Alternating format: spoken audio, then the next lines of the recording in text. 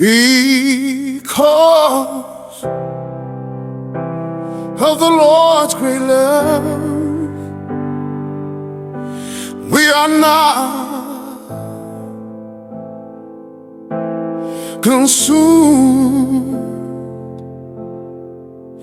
for His compassions never fail. They are new every morning. Great is your faithfulness.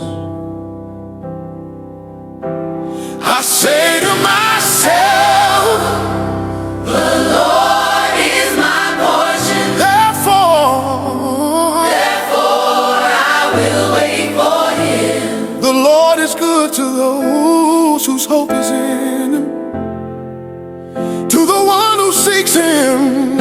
It is good to wait quietly for the salvation of the Lord.